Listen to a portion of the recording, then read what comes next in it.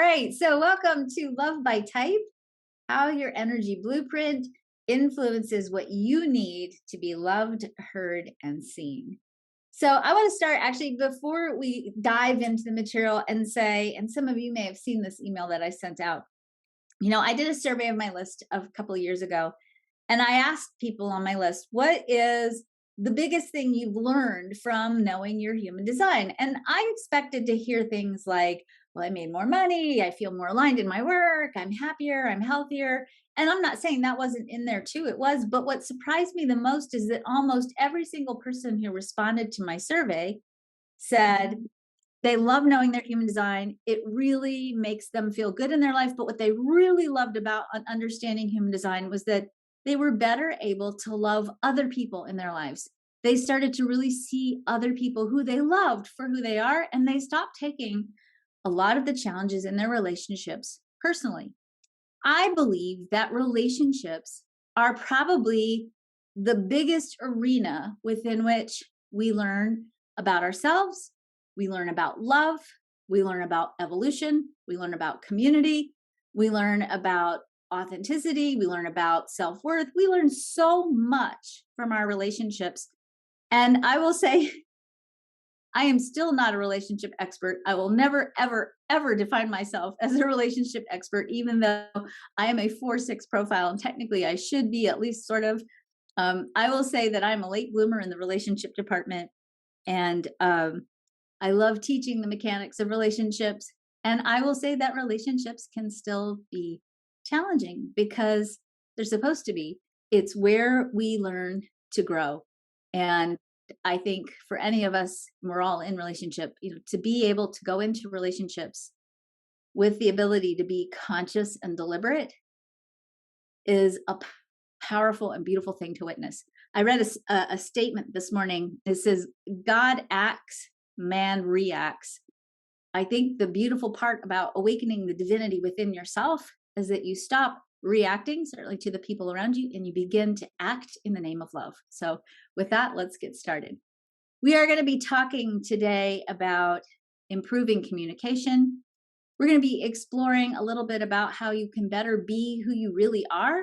And we're going to look at some ways in which, or some things to think about if you are on a path to consciously and deliberately rekindle your love. So your human design, in addition to teaching you how to make good decisions, showing you how your energy works, teaching you about how you work, showing you things about how you receive information, what you're here to give, your human design chart also contains what I like to call your relationship DNA. The blueprint of your chart tells you a lot about what you need to feel loved and heard, and what other people need as well, so that when you understand your chart, it helps you show up for your loved ones in the way that best helps them get their needs met, and it helps needs met, and it helps you better be able to communicate about what you need and to not judge yourself for needing it, which I think is important. I want to start because I can't tell you over the years how many times people have come to me and said, I want to make a human design dating app. And I hear people say, well, what kind of person should I date? And I want to start this presentation before we go too deep into looking at parts of the chart and all those other pieces. I want to start with this instruction. And I say this as a mama of 7 adult people now and 1 teenager still living at home. Date the people who love you, who respect you, and who value you. That's not always going to be in the chart. You can have excellent connections with people in a chart, and the person you're in relationship with can be unhealthy. So don't use the chart as a gauge for whether you're in the right relationship or whether this should be the right relationship. The relationship for you is the relationship where you are loved, respected, and valued. So don't compromise or settle for less than that ever, no matter what the chart says. So in addition to that, the chart shows us that we are designed to be loved. We are literally the direction in our life, the G center, which is represented by the heart in our new body graph. The heart of the chart, love, is guided and ruled by love. And our direction in life is led by love. The greater the alignment we have with the energy frequency of love, the more we love ourselves, the more we feel empowered, the more we have sovereignty over a story that we tell about who we are, the more we love the story we are, the more we feel loved and supported by source, the more we love our bodies, the more we love our purpose, the more we love each other, the more love we live from, the more our life continues to take us in a direction for love. In order for us to experience love, we have to really be who we are in our relationship. If you are not being true to who you were born to be, and you're not loving and accepting yourself, that is probably the most fundamental thing that will potentially block you from receiving the love you deserve. And that doesn't have anything to do with your chart. I want to drive that point home over and over again, because I find that sometimes we think there's some kind of quick fix or some kind of insight in the chart that's going to explain it all. And obviously there are lots of really good juicy bits of information in there, but nothing in the chart gets activated in an expansive way if we don't love ourselves first. So let's talk about, through the lens of human design and other things, let's talk about what causes us to stray from our relationship DNA. What causes us to give up being who we are and how we are, and what causes us sometimes to show up in our partnerships and our relationships as a disguised version of our authentic self. So the very first thing we're going to talk about is conditioning. Now, when I talk about conditioning, I stray a little bit from traditional human design. My background is in life coaching, in child development, and in nursing. Actually, my very first nursing job was in a psychiatric facility. So I'm just going to leave that there. I know the insides of people's heads. And with my background and my training, I bring a little bit extra to the conversation about conditioning, because there's more to conditioning than just energy and the experience of energy based on your chart. So we're going to talk about 5 kinds of conditioning when it comes to relationships. We're going to talk about openness and definition by chart, by center, briefly. We're going to talk about imprinting. We're going to talk about generational energy patterns. We're going to talk about genetics, and we're going to talk about life experiences. All of these factors are going to go into your experience of your relationship energy, and they are going to influence how well you are activating your healthy DNA, the healthy relationship DNA of your chart.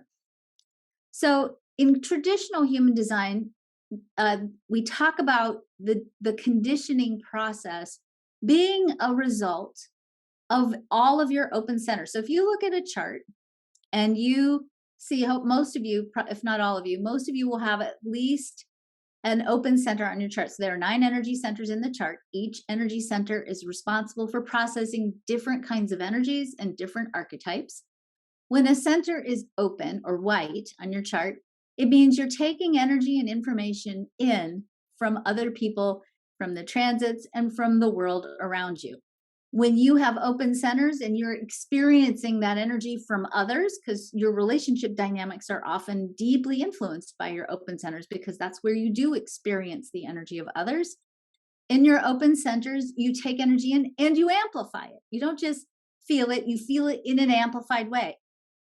When you're healthy and you understand how your energy works and you experience energy in your open centers in that amplified way, it gives you really great insights into how other people around you are feeling. So for example, if you look at this triangle on the right side of the chart, the emotional solar plexus, about half of you will have that open on your chart. When you have an open solar plexus, that means you take in emotional energy and you amplify it. And that means when you feel energy, when you're in a group setting and you're with people around you, you're feeling the emotional energy of the room. If you're feeling that energy and you know what it is, it allows you to take a good read of the energy in the room. If you don't understand that you're experiencing it from the room around, from the people around you, and you mistakenly identify with it, you think it's your feelings, and you focus on that, that tends to create predictable behavioral patterns. So every open center has a predictable behavioral theme associated with it when it's opened. So for the emotional solar plexus, that's the center here on the right. If you have an open emotional solar plexus, there's a tendency for you to avoid conflicts, for you to always be nice, for you to want to make sure everybody stays happy. It's a perfect prescription sometimes for somewhat codependent behaviors in partnerships. Every one of these centers, when it is open in your chart, has a different predictable behavioral pattern that creates what I like to call mistaken motivations in relationships. So, for example, if the throat center is open, because the throat, and I would say, or if it's non-motorized, which basically an easier way of saying that is if you're a generator or an alchemist, we say in quantum human design, if you're a projector or an orchestrator in quantum human design, or you're a reflector or a calibrator in quantum human design, your throat is either going to be open or non-motorized. Those three types need recognition and attention to be heard. And so if you don't understand that you have to be in the right place with the right people at the right time in order to share the wisdom of what you have to offer, and you instead have learned, because you're taking in all of this energy and you know you need recognition and attention to be heard, if you have this center on non-motorized, you might have learned behavioral strategies or behavioral patterns that cause you to do things, I like to call it mischief, do mischief in your relationships in order to get attention. Because you may have learned over the course of your life, because people don't hear you until they recognize you, you may have learned to do inappropriate things to be seen and recognized in order to feel heard, seen, and loved. So if you're a parent and you have a child and your child is a generator, a projector, or a reflector, you might find that your children with non-motorized throats or open throats, that those are kids who do a lot of things, inappropriate things, to get attention. So let's say you have a toddler who's a generator or a projector or a reflector, and you go and you have a new baby and you bring the new baby home, or maybe you had a home birth. Your older child with the non-motorized throat might do a lot of things to get extra attention because they're feeling left out. Not all kids do inappropriate things to get attention. Some kids do. And usually the kids that do, they do it because they have an energy pattern that's based on their conditioning and their chart. And when we know how to reinterpret that, we know that, oh, this is a kid that's going to need a little extra attention to get through this transition and this transformation in your family life. So open centers create predictable behavioral patterns and mistaken motivations in relationships. That's what traditional human design teaches, and that's what we call conditioning. You get conditioned by the energies around you. You get conditioned by the people by the energy fields of the people who raised you. And in our conditioning, in our open centers, because we experience the energy there in an intense and amplified way, we think we are the energy that we're getting from others, instead of realizing that we actually consistently can hold the energy of our definition. So the very first thing we have to do, oftentimes in the beginning of interpreting our relationship strategies and our relationship dynamics, is start to look at, well, what centers do you have open? So take a moment right now and look at your chart.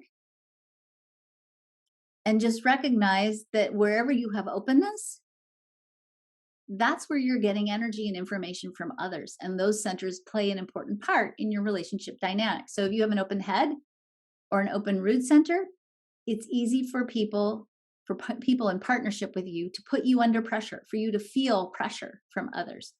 If you have an open head center, it's easy for you to struggle for certainty, to feel like you have to be certain about whatever it is you're communicating or sharing or knowing, because there's pressure to be certain. And sometimes that certainty can cause you to lock onto things that actually don't feel right for you. If you have an open throat, you're oftentimes driven by a need for recognition and attention. If you have an open G center, there's a tendency for you to question whether you can be loved for who you are. And so that lovability issue can sometimes become, very interesting in our relationship dynamics. If you have an open will center, there's a tendency for you to question your value. If you have an open spleen center, there's a tendency for you to hold on to things, including old relationship patterns, partners who aren't good for you, all the stuff in your garage, and even old hurts and old patterns for longer than is healthy for you. If you have an open sacral, sometimes you might struggle to know when enough is enough. And of course, as I said, if you have an open root, you may experience pressure, and that can sometimes cause you to make decisions that you don't really want to make, but you felt the pressure to do or the pressure to make those choices. The more we understand how our chart operates, the more we understand our human design, the more we can look at these energy centers and begin to experience them as sources of information about others, but not patterns that we get locked in or stuck in. And certainly, one of the very first things you can do to get out of those patterns is to start following your strategy for your type. That's not the only thing to do, but that's a great place to start. So, as I probably went through all these slides, openness amplifies, it creates confusion about who you are, it creates predictable behavioral patterns and drives. It is ultimately a deep source of understanding about humanity. It gives you more freedom and choice, and certainly different centers create specific energy needs. And when you understand your needs and you understand your partner's needs, then you can start to give those, you can help your partner get those needs fulfilled and get your own needs fulfilled in a better, healthier way. Definition, things that are colored in are more fixed elements in the chart. Definition also has needs. That is to me one of the limitations sometimes of traditional human design is we don't talk about how sometimes whatever we have colored in on our chart, if we've been taught to hide that part of ourselves, if we've been told that that part of ourselves is not okay, and we go underground with who we really are, that's also conditioning. And that also can create predictable behavioral patterns. So let's talk about the different the second type of conditioning that we have. The second kind of conditioning is called imprinting.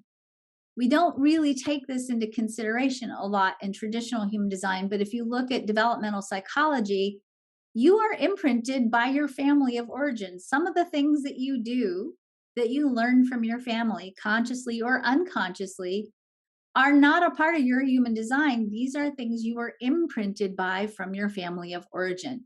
You're going to have beliefs about money or love or relationships or success or careers, things that are going to be set kind of as a thermostat, if you will, in your personal story that you get from living in the family you grew up in.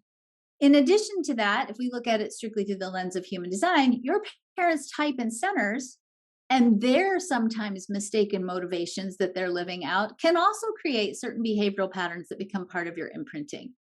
So my mother, for example, has an open G center, and I have a defined G center. And even though I have a defined G center, and technically I would be conditioning her G, there are a lot of behavioral patterns that I learned from her.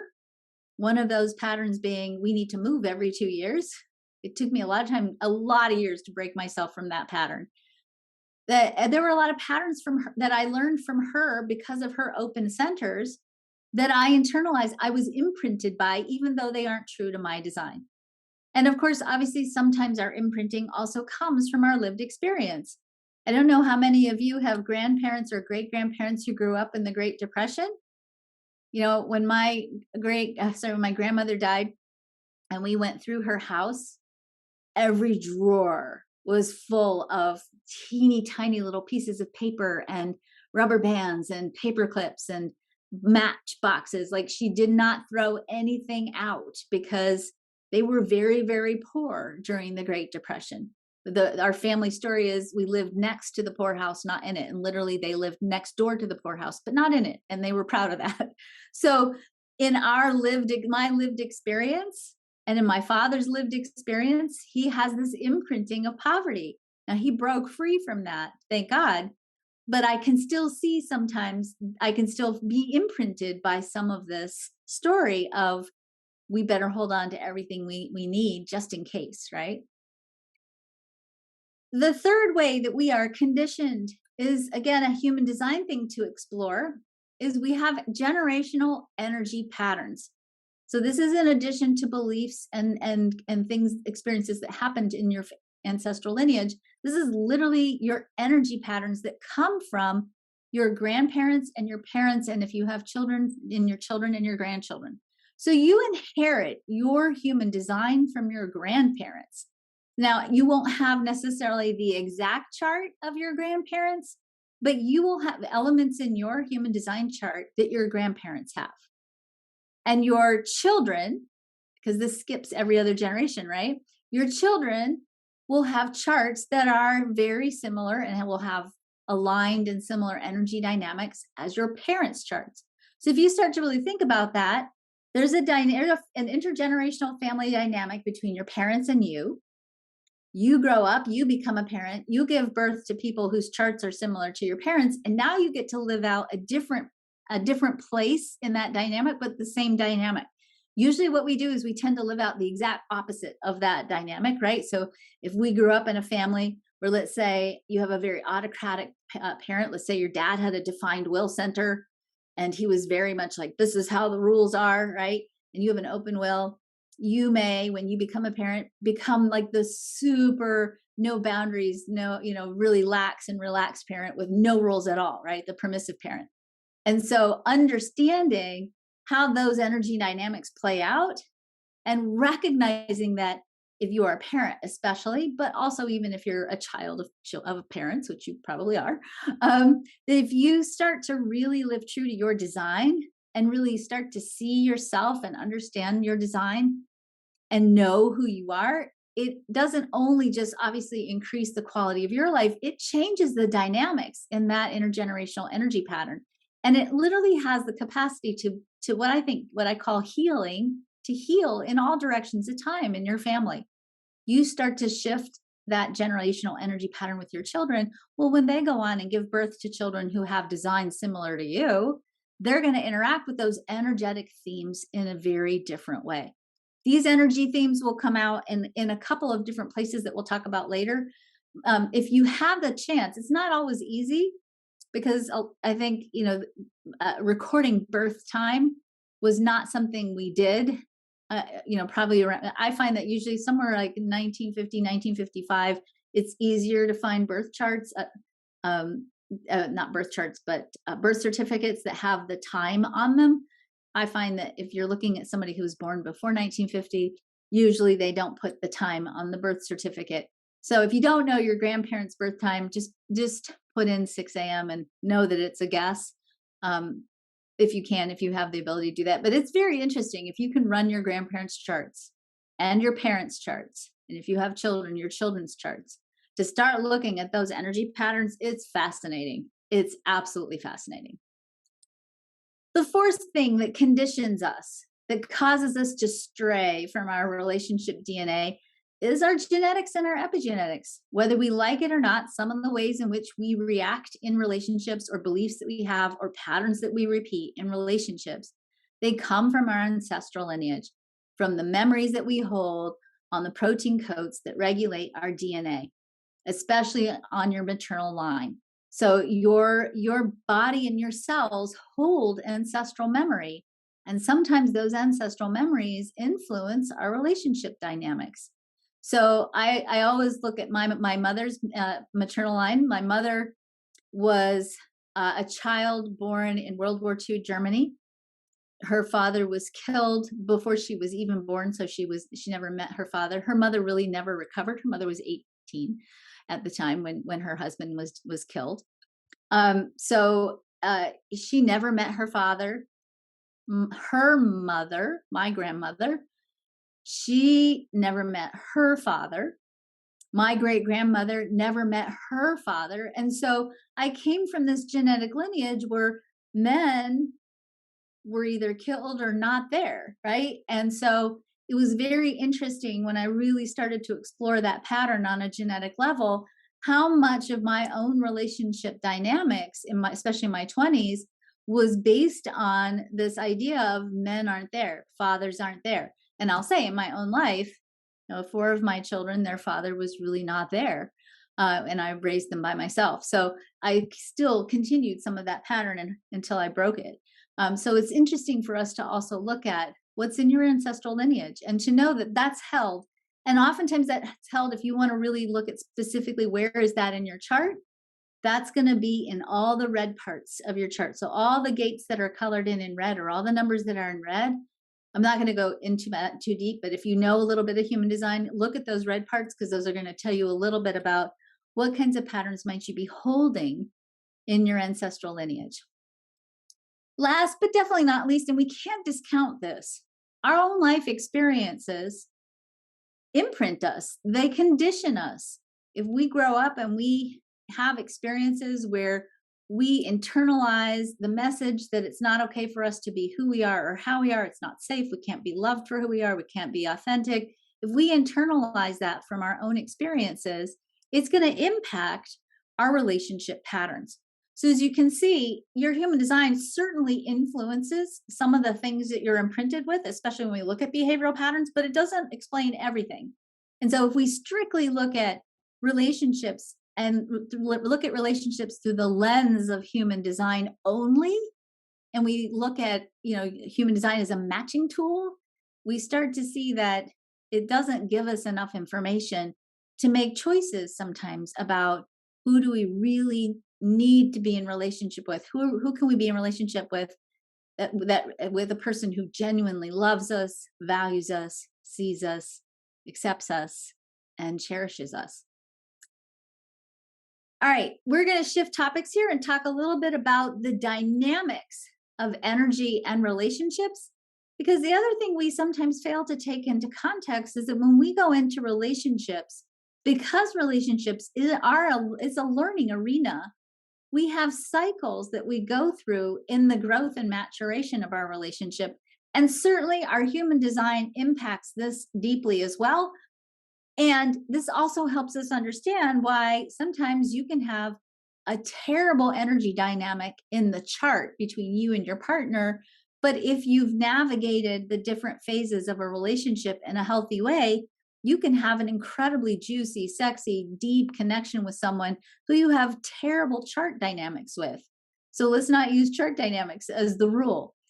So in phase one of all your relationships, you go through a cycle that's called attraction, right? It's that falling in love, that the stimulation of all that extra oxytocin hormone, feel good, juicy, sexy, deep, passionate fire connection that we get in the beginning of our relationships. Oftentimes in phase one of our relationships, it feels like soulmate connection, but really it's just mechanics.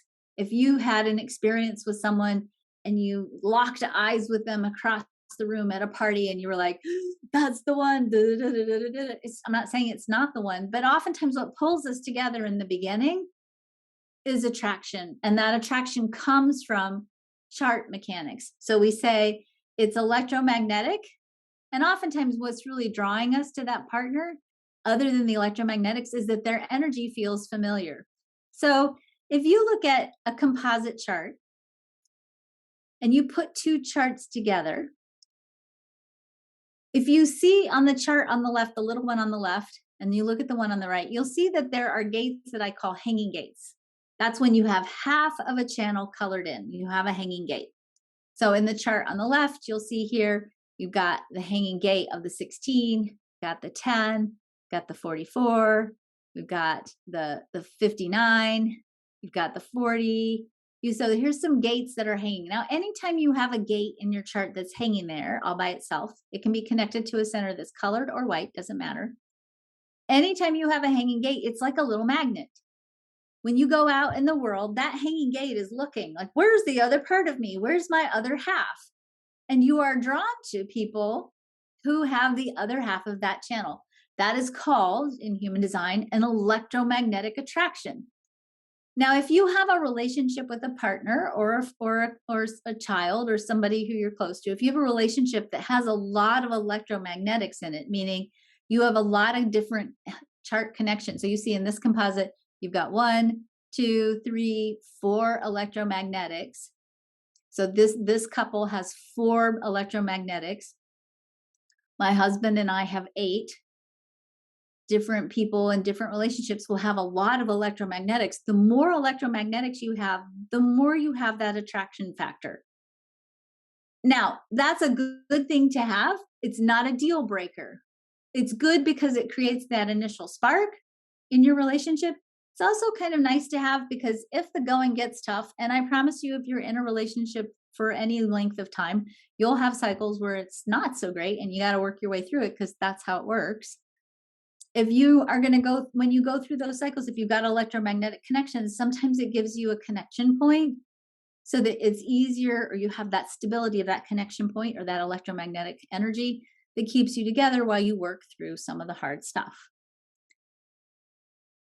Somewhere between 3 to 5 years, and it varies for different people and it varies with age, we go from phase 1 in our relationships to phase 2. Now, I want to just add here with these electromagnetics, we are oftentimes, make a note of this because this is also a really interesting thing to do later when you get off the call, especially in our 20s, till we go through our first Saturn return, especially in our 20s, we tend to be attracted to people who bring us familiar energies. Just file that away. I'm going to talk more about that in a minute. So we tend to be attracted to people who bring us familiar energies or familiar electromagnetics. So if you have electromagnetic connections with your parents, you're going to find in your youth that you tended to date people or be with people who tended to have those similar electromagnetic connections that you had with your parents.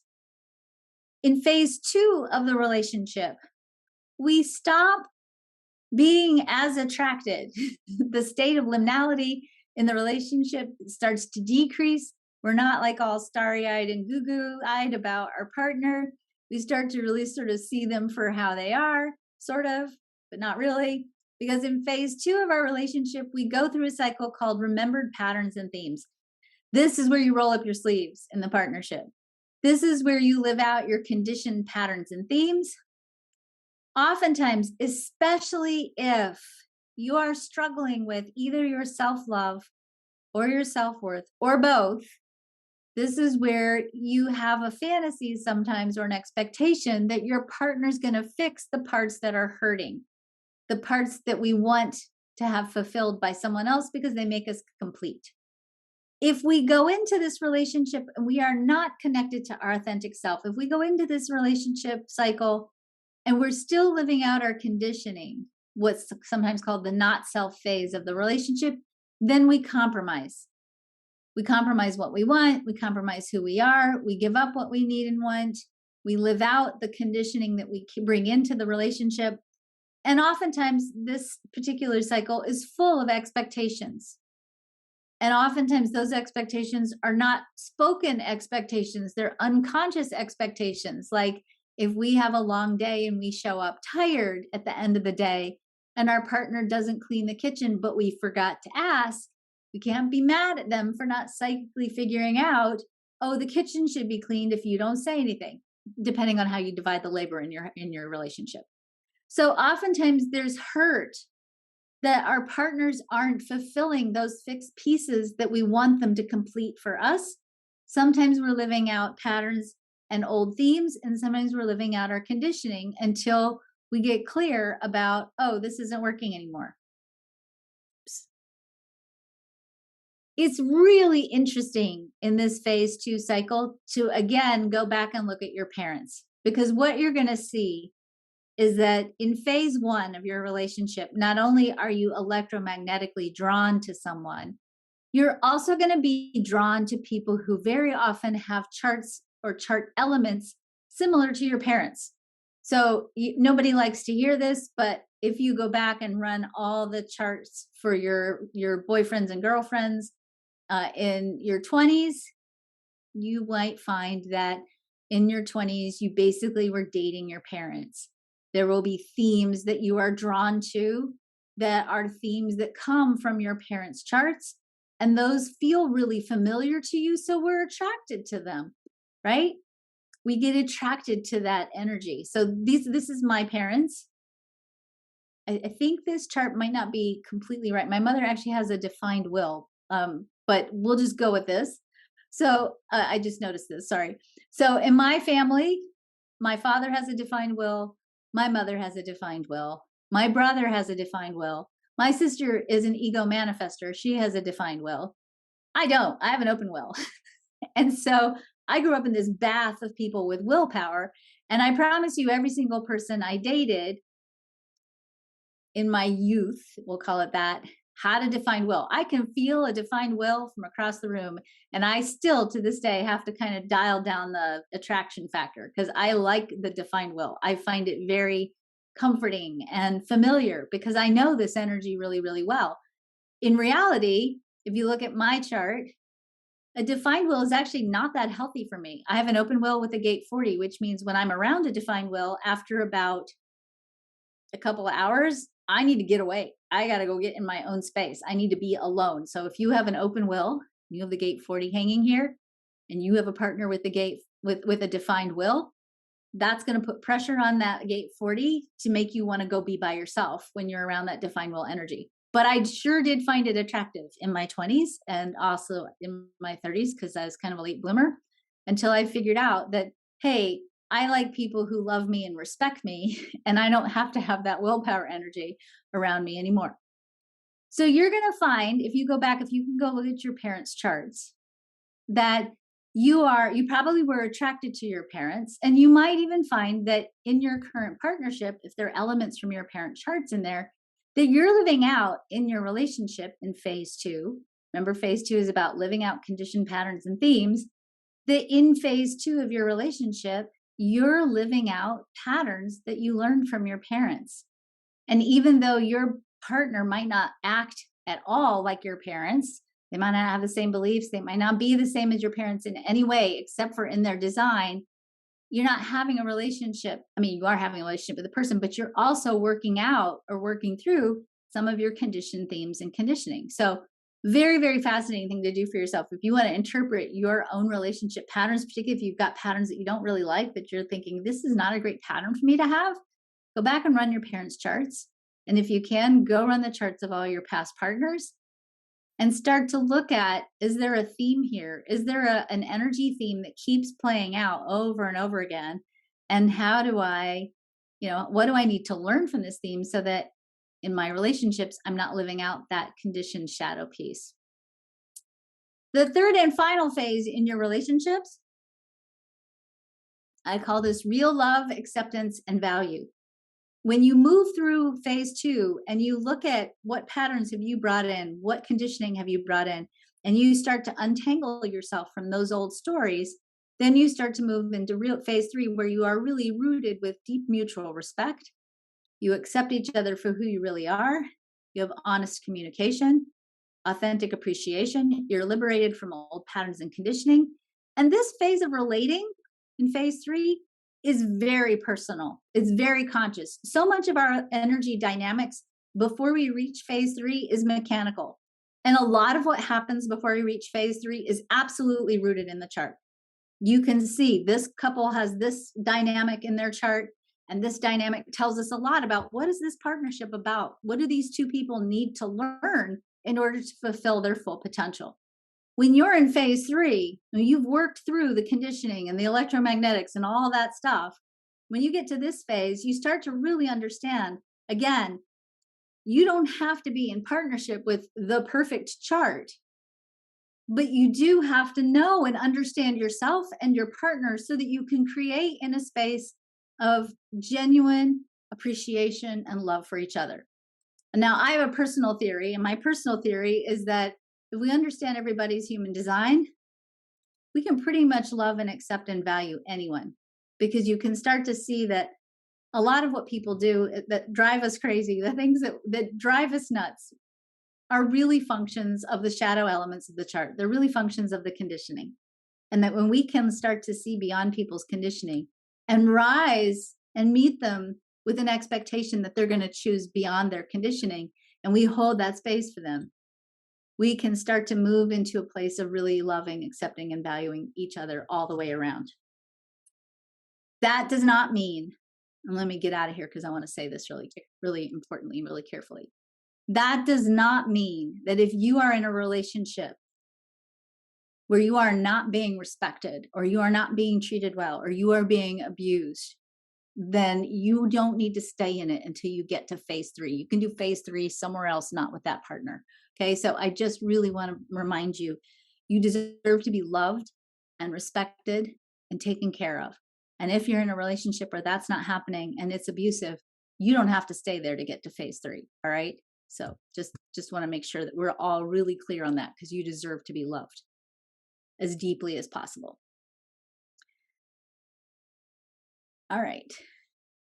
So the only way to move to phase 3, and somebody asked, how long does that take? I honestly think phase 3, is different. I think it takes us longer to get to phase 3 when we're younger.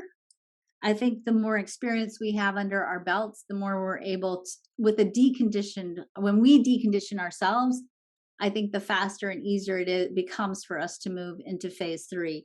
And certainly I would say the key to getting into phase 3 is to truly know yourself and your partner, right?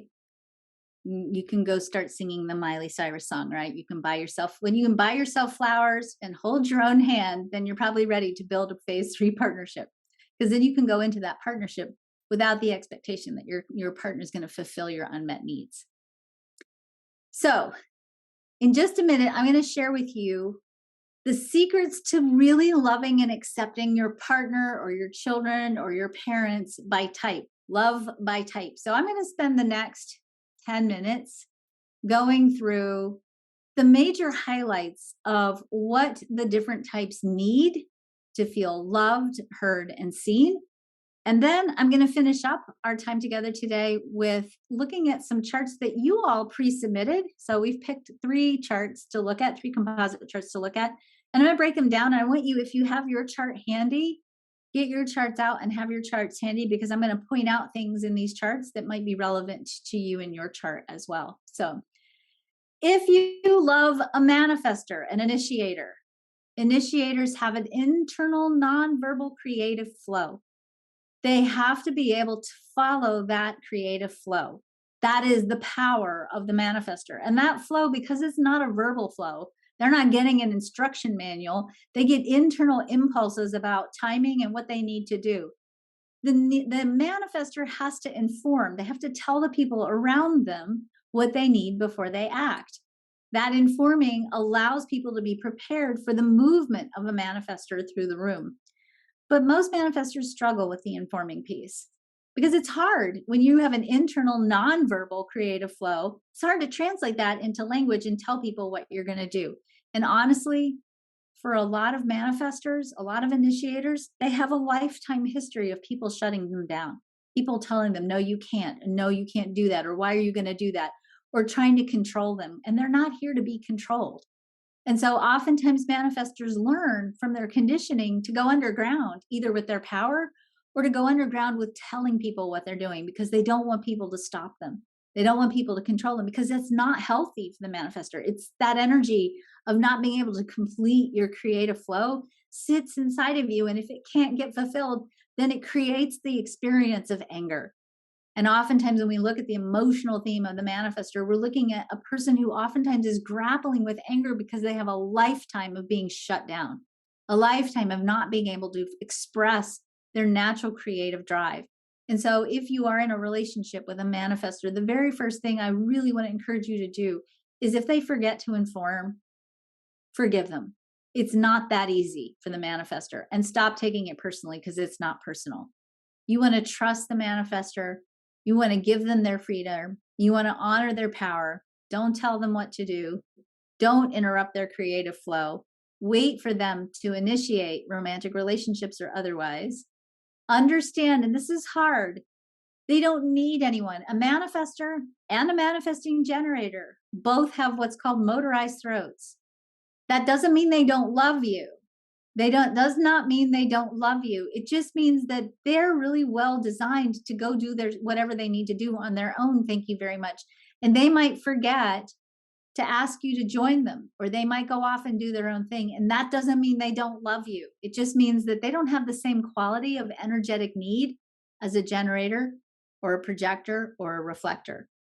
If they're angry, it's not personal. It's usually because somehow their creative flow got interrupted, or things aren't moving fast enough for them. Do not ask them yes or no questions. Ask them open-ended statements like, I'm wondering if, talk to me about, tell me about your feelings related to. Give them open-ended statements and space to talk, because if you ask them yes or no questions, especially if they were raised by generators, they're actually answering with their conditioned open sacral, because a manifestor will always have an open sacral. Same thing is true, by the way, for a projector and a reflector. Be open to sexual suggestions from them, because they have a lot of flexibility and variety in the way their sacral is defined. Just like they inform you, they also need to be informed and understand their energy and recognize that they need downtime, and it's not personal. And that might be alone downtime. If you love an alchemist, which we call a generator in traditional human design. Now, generator types absolutely need yes or no questions as far as communication. And that means one yes or no question at a time. So if you're going to ask a generator questions, especially if they're stuck, they're in their head, they're trying to figure things out, they don't know what they want, they don't know what to do, they don't know, I had this morning. Now my youngest daughter who lives at home is a projector, but she's always asking me, like, should I go to school today? Should I not go to school today? It's hard for me because I have to ask her open-ended statements. But if she was a generator, I would turn around and I would say, I don't know. Do you want to go to school today? Mm-mm. Do you need to go to school today? Mm-mm. Is it okay for you to stay home today? Mm-mm. That's how a generator communicates. So in the Transform Your Relationship program, we'll walk you through exactly how to do sacral sessions with your generator loves, so that you know how to ask them good yes or no questions. You have to recognize that, especially in terms of sexuality and work, that a generator can be kind of fixed in their energy. So if you have an open sacral, if you're a manifestor or a projector or a reflector, and you're in a relationship with a generator type, a generator or a manifesting generator or an alchemist and a time bender, that their energy is going to be somewhat immutable. And if you have that open sacral energy, you're going to be sometimes wondering, like, why do they always want to do this the same way? Do they not? What is going on here? It's because that's how they're designed. Don't take their frustration personally. Generators have the emotional theme of frustration. It's a natural part of their growth process. Frustration means they're about to have a breakthrough of some kind. And as they sit on that plateau, experiencing frustration, they're actually on the cusp of a breakthrough. The more frustrated they are, the more they're ready to have a breakthrough. And again, that frustration process, if they express it to you, is not personal. It's part of their learning and their growth process. You have to understand the importance of work to them. You want to trust and respect their sacral response.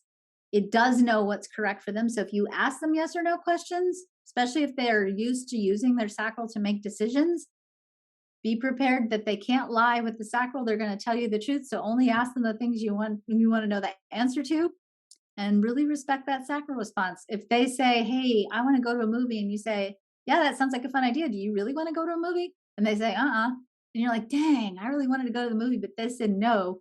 Let them have their response. It doesn't mean you can't, by the way, go to the movie.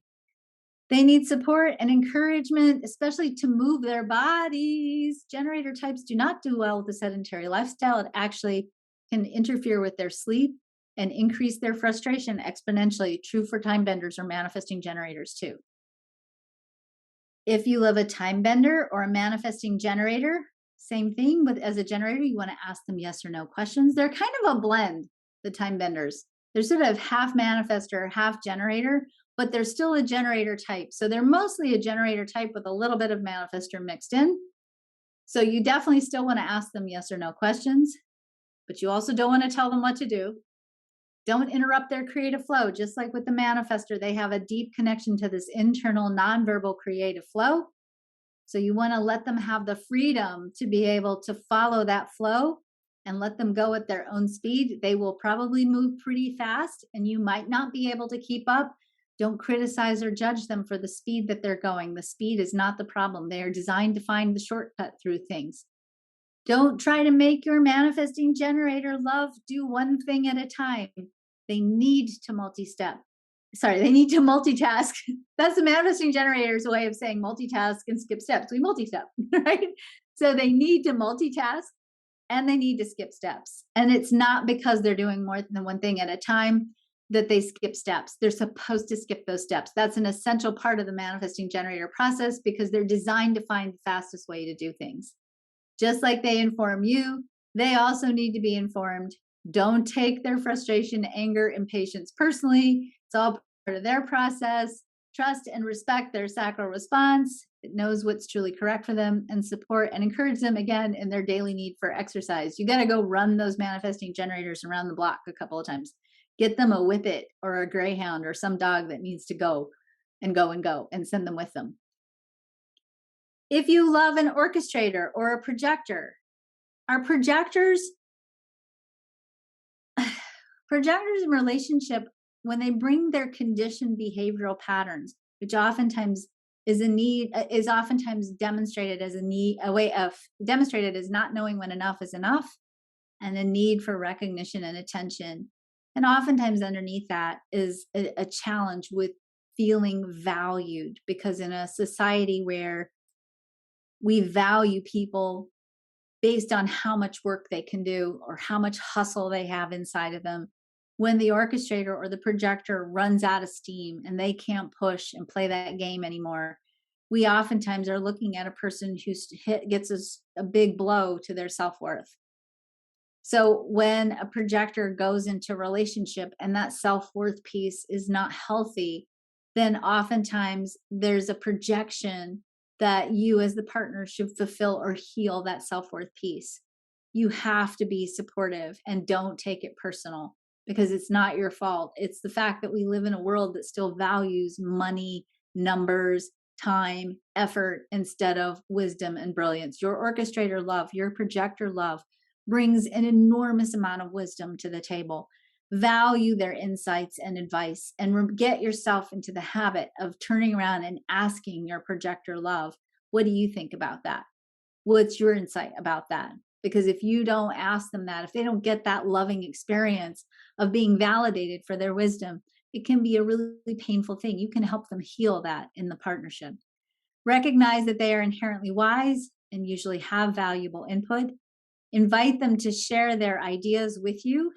Proactively ask them for their opinion or guidance, and that allows them to share without interrupting or inserting it where you think you don't need it, and then you feel like, why is this person always controlling me? That's not what they're doing. They're sharing their knowledge with you. See it for what it is. Again, if you're going to communicate correctly with an orchestrator, you want to ask them open-ended questions like, I'm wondering what you feel about this, or I'm wondering if you'd like to intentionally give them your undivided attention and energy. Literally make sure with your orchestrator love, same for calibrator too, by the way, you want to make sure that you've got time in your day set aside for you to be exclusively attentive to your partner, and that they literally need to sit with you. They don't need advice, but they need to sit with you and unpack their day. They need to share what happened to them. There's two forms of communication, and we see this with human design. Human design, the first kind of communication is energy movement. Generators, projectors, and reflectors especially, or manifestors and manifesting generators who didn't get enough physical movement during the day, will talk to move energy, because that energy builds up in the body, and that talking is a way of moving it out the throat center. That kind of talking is not the kind of talking that you want to engage in if you're planning or trying to create something together. So give your projector love, your calibrator love, give your generator love sometimes the time and the space just to talk, because they need to talk to move energy. The second kind of communication is actually purposeful, intentional conversation that's usually leading towards a plan or some kind of resolution of a problem. All types do that, but to do that correctly by type, you have to let each type speak correctly. So ask your generators yes or no questions. Let your manifestors, your projectors, and your reflectors talk through in response to your open-ended statements.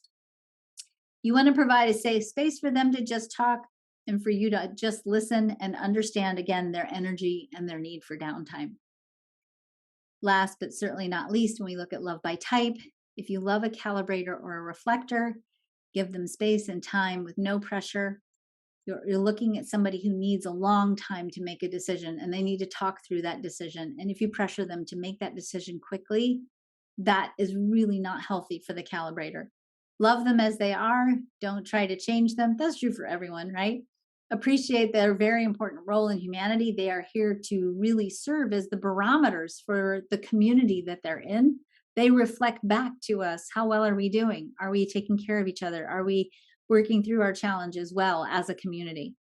If you have a happy reflector, you oftentimes will know that your community is also happy. Allow them to manage their energy without adding any additional pressure on them. Honor their need for long decision making cycles. Allow them a safe space to speak while you just listen to them. Understand that they may need you energetically, sometimes more than you need them. Be open to their sexuality, because sex and intimacy, this is true for the projector too, can be variable. That's an energy center that is open. And so they can be a lot more variable in how they experience that energy. Generators and manifesting generators, it's kind of locked in. Know that you'll see the truth about yourself reflected through them and be okay with that. And encourage and support them in having daily energy clearing practices so that they can stay true and more connected to themselves, and help them remember their moon cycles, that they need to know where is the moon highlighting their chart so that they can understand their internal decision-making process.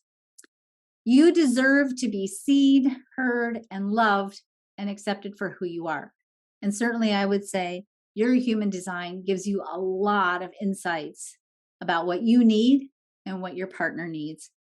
So I want to take a moment here. Yeah, I want to take a moment here, and I want to just look through a couple of chart composites that I have. I want to make sure before I jump into this that you have your charts out, or you have charts of your loved ones if you brought them with you, so that we can look together and find these parts in their chart. I asked you all to submit a chart information with a single question. So I picked 3 questions that I thought were really good questions, that I thought were questions that could really benefit everyone listening on the call. So even if I didn't pick your chart or your question, please know that there's going to be things in these composites that will be very relevant to you. So the question for this composite chart, this is Ulrika and Sophia. What are the difficulties in this relationship, and what may we do for more harmony? So the first thing that just pops out for me in this relationship composite is, you can all do this. This is easy to do. I'll start by looking at what's colored in and what's open. So we see over here, we have open head, open ajna on Ulrika's chart. That's on the left. Open emotional solar plexus, and an open root, and an open will. So right away, I know that this is somebody who's under pressure, because we had an open head, open root, somebody who probably struggles to be certain about things. And because of other elements in the chart, especially this 4816, they may really doubt what they know or doubt themselves. They have perfectionism in their chart. That's the 5710. And so that self-doubt and perfectionism can sometimes leave this person feeling a little bit like, am I okay? Is it okay? Am I going to be okay? This person probably needs a lot of reassurance from a partnership. They have an open solar plexus, and I'm going to just show you this. You all can look at your chart. You see this 27 here coming off the left side of the sacral. The 27 is a place where we feel a lot. If it's colored in your chart, you probably feel a lot of responsibility, obligation, and even sometimes guilt about making sure you're doing a good job in your relationship. So it also means in this particular configuration, because you have the gate 27 and an open emotional solar plexus, that this is a person that feels responsible for other people's emotional well-being in the shadow. So to the difficulty that I would say in this relationship is, this person, Ulrika, has a lot of intuitive knowing, and it's kind of in the now. I know, boop, I know what I know. I don't know how I know to know, but I know, right? Sophia needs a lot of time for clarity. She's emotionally defined. Look at this. She's very emotionally defined. She has 3 emotional channels. She's got there are 3 different kinds of emotional waves. She has every kind of emotional wave defined in her chart. And remember, Ulrika over here has an open solar plexus. So Ulrika is going to experience the intensity of that emotional energy. And with this tendency to want to be keeping Sophia happy based on her chart, she's going to potentially feel like pressure to try to do what Sophia needs or wants, because that keeps Sophia happy. And if Sophia is happy, then everybody in the partnership is happy, because that emotional intensity is really managed. So I would certainly say the challenge in this relationship is for Ulrika to learn to ask for what she wants and not be afraid of any emotional experience in response to that request. Sophia needs to learn to wait for time to be clear. And when the timing is right, she'll know what she needs to ask for. But if she's trying to push and she senses and feels that something is necessary, but she doesn't know how to explain it or talk about it, and she's frustrated because she can't explain it, what that really means is it's just really not the right time. So I would certainly say in that dynamic, the biggest piece is to recognize that even though we've got, we've really got two manifesting generators who are going to be tending to kind of butt heads, especially because Sophia's 14 and she's really emotional, that Ulrika has to really practice saying, I'm not responsible for Sophia's feelings. I can be with Sophia's feelings. I can be the container for Sophia's feelings.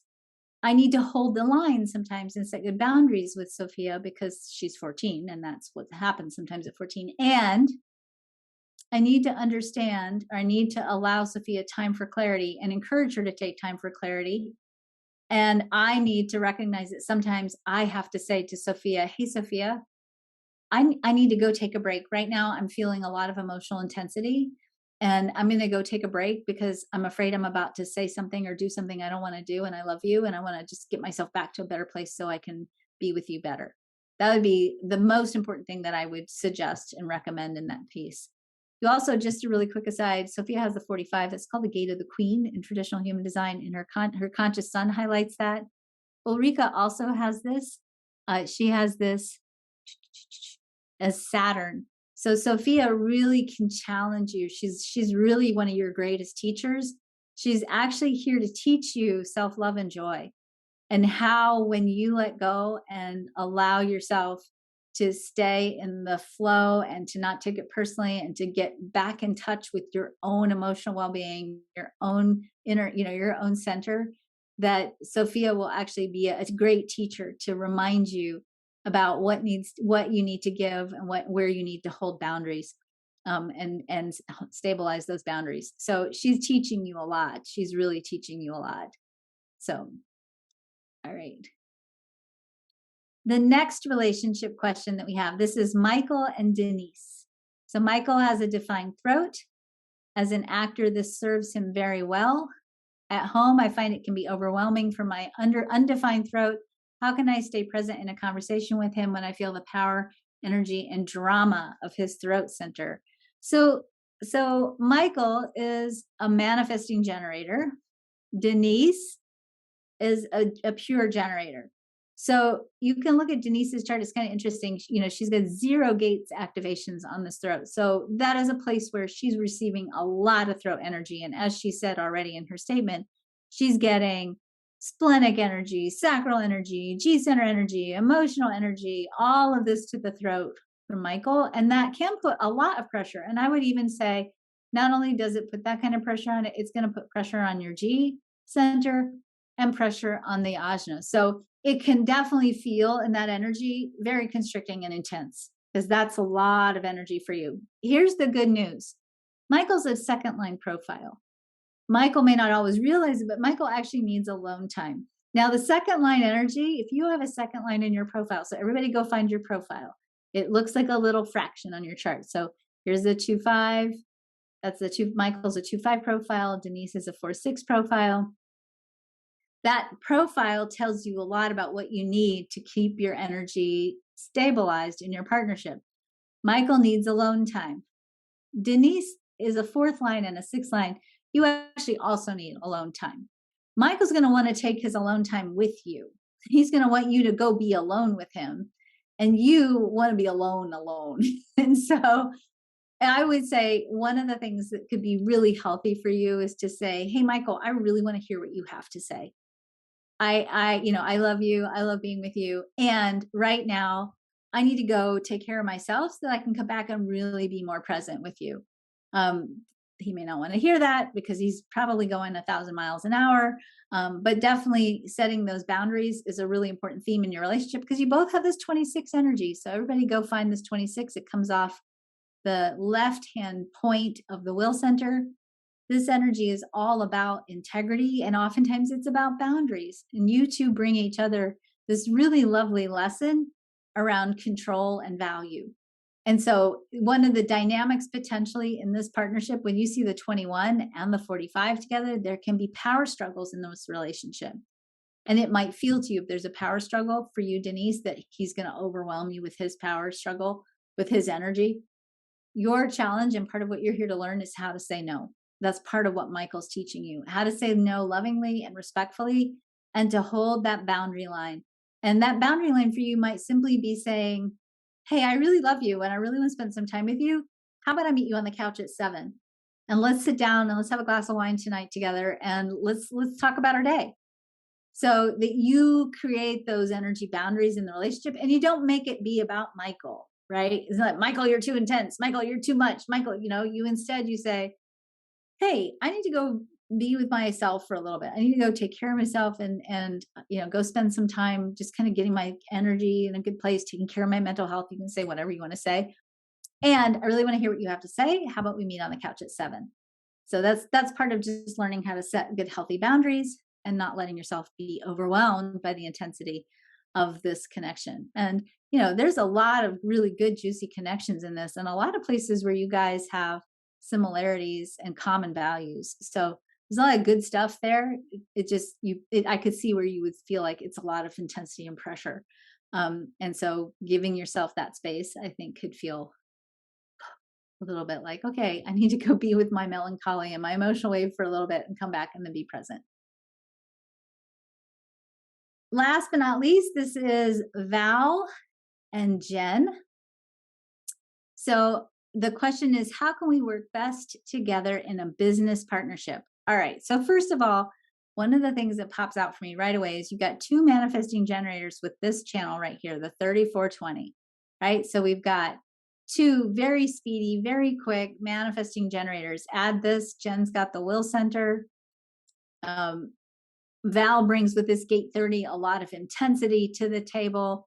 Again, we have the same thing we've seen in a couple of these composites. Now we've got Jen is emotional and Val is open. Now we have something going on in this chart that I want to bring your awareness to, because I see this a lot in partnership charts and it's really important in business. It's really important in all your partnerships. Let's put our attention right here. I'll go to the composite chart. You see where you have the will center defined and then the channel 4037 is defined. That connects the will center to the emotional solar plexus. That channel is a channel that's all about deals and bargains. Now, these are deals and bargains that we make in relationships, including business partnerships, that if we don't specifically articulate them, if we don't speak them out loud, if we don't put them in a contract, or we don't, at the very least, have a very intentional conversation about, I'm going to do this, you're going to do this, I'm bringing this amount of money to the table, you're doing this amount of management over here in exchange. If you don't make your business agreements out loud and put them out in a conscious place and even write them down, there's a tendency for you to assume the other partner is taking care of things, or for you to feel really disappointed in the other partner because you had an assumption that this partner was going to do this and they didn't follow through on the agreements. Now, this gets exceptionally problematic if you walk into a partnership and you are depleted to begin with. So if you're burned out to begin with, and the defined will center works to rest. So people who have a defined will center are more prone to burnout. They have boom and bust cycles with their energy. People who have an open will center can also burn out. They also need rest, but they don't need it in the same way. They can push through the need for rest a little bit more than somebody with a defined will.